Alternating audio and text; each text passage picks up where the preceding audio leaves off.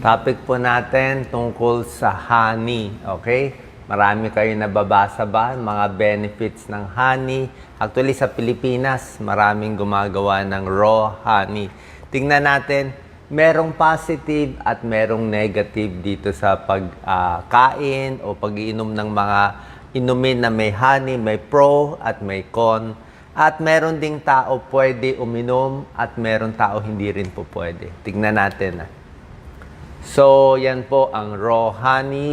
Pwede siya sa tubig, pwede sa lemon, pwede sa calamansi with honey. Diba? Maraming pampatamis. Merong 8 benefits ng pagkain ng honey. Number 1, marami siyang antioxidants. Okay? So, maraming antioxidant. Pag sinabing maraming antioxidants, maraming possible benefit. Pero hindi pa to 100% sure. May mga pag-aaral yan, 2017 Review of Studies, parang may benepisyo sa baga, sa tiyan, sa nervous system, sa utak, sa puso, anti-cancer, tinitingnan nila. Hindi pa 100% to, pero marami kasi siyang antioxidants. So, parang maganda siya. Para siyang gulay at prutas. Ang honey, walang cholesterol, walang sodium, fat-free. Isa lang ang problema sa honey. Ito, isang kutsara ng honey, 1 tablespoon, 64 calories. Marami yun. 17 grams of carb. So, pag 2 kutsara, 128 calories. Nakakataba, tsaka matamis. So, konting-konti lang magagamit mo. Ang raw honey, katulad nito, ayan, 64 calories. Meron din siyang ibang mga micronutrients, pero konti lang yung amount. Calcium, magnesium, niacin, phosphorus, potassium, pa konti-konti.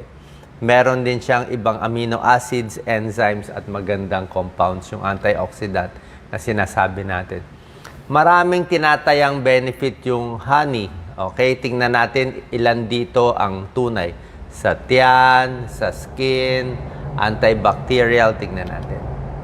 Ito po ang isang medyo proven na benepisyo ng pag-inom ng honey. Dito pwede kayo uminom.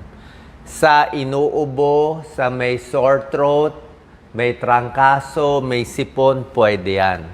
Maligamgam na tubig, warm water, sa tsaa, lagyan mo ng honey. Diba? Kalamansi, lagyan mo ng honey. Kasi talagang maganda siya sa lalamunan. Honey, kahit nung lumang panahon, masarap dito sa lalamunan. May isang pag-aaral, pinaglaban yung pag-inom ng tubig na may honey kumpara sa ibang gamutan, pampaluwag ng ubo. Nakita nila, mas maganda pa nga yung honey. Bukod sa very soothing, nakaka-relax ng lalamunan yan, nakakabawas ng ubo, meron din siyang antibacterial properties at anti-inflammatory.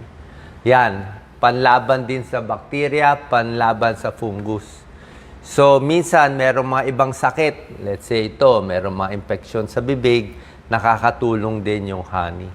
Like, minsan ginagamit siya sa mga fungal infection. Yan. Marami siyang antioxidant, marami siyang phytonutrients, okay, pampalakas ng immune system, at pinag-aaralan pa kung may anti-cancer benefits. Pwede siya sa tiyan, di ba? Sa lalamunan, sa tiyan. Yung iba, yung mga nagtatae, minsan may tulong din, yan, honey. At meron din konting pag-aaral, sinusubukan siya para sa mga may ulcer. Yung mga may ulcer, may Helicobacter pylori, isang bacteria yan, so tinitingnan nila kung makakatulong. Tsaka yung honey, nagpaparami din siya ng good bacteria sa tiyan. So maganda siya sa tiyan. Okay, sa tiyan, maganda sa ubo, sa baga, may tulong din siya. Pampalakas ng katawan, pwede rin. Sa sugat, may ilang pag-aaral ito, 2017, parang mas mabilis maghilom ang sugat. Okay? Pero yung mga pinag-aaralan kasi, maraming klaseng honey . So, hanap na lang tayo yung talagang mas magandang klase. Yung ginagamit kasi sa studies, medical grade honey. Sa utak, pinag-aaralan din. Good for the brain, maganda sa memory, bawas sa Alzheimer's. May mga polyphenols, nilalabanan yung pamamaga dito sa utak natin, isang part sa hippocampus. So, maganda rin siya sa utak. Okay? Ngayon naman, ano naman yung possible side effects at sino yung hindi po pwede uminom ng honey?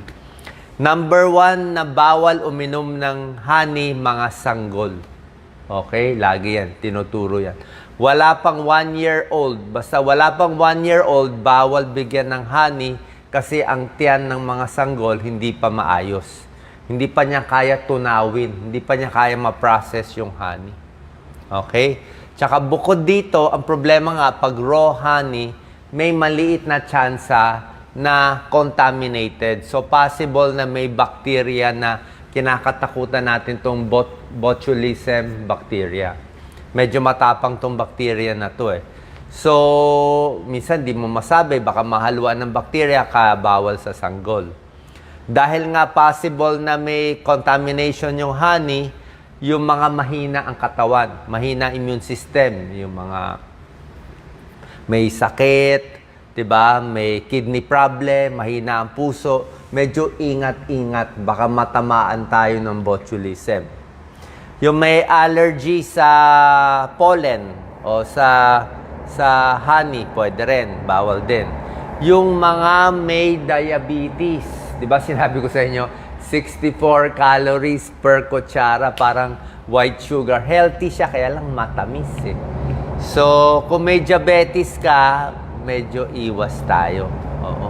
Siguro, konting-konti lang. Kasi, pampataas ng blood sugar. Mataas glycemic index. So, may diabetes, sanggol, may allergy, mahina katawan, ingat tayo. Baka kasi matamaan tayo nitong botulism.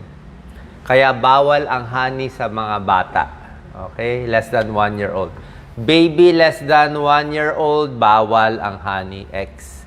Lampas 1-year-old, check na. Siguro mga 2 years old and above, pwede na.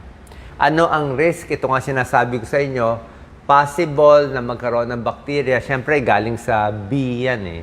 Sa hayop, sa bee. So, hindi natin masabi. Clostridium botulism poisoning. So, pwedeng magtae, mahirapan huminga, at nagkakaroon ng paralysis. Okay? Sa matanda naman, nagtatae, nagsusuka pag tatamaan tayo nitong sakit. Okay? So, yan na po. Sana po nakita natin ang pros and cons ng honey.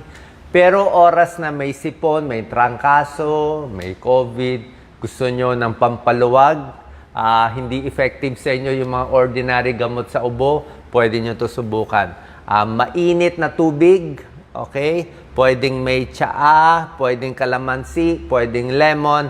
Lagyan mo ng 1 kutsarita o hanggang 2 kutsaritang honey. Maganda po, pampaluwag ng plema natin. Salamat po.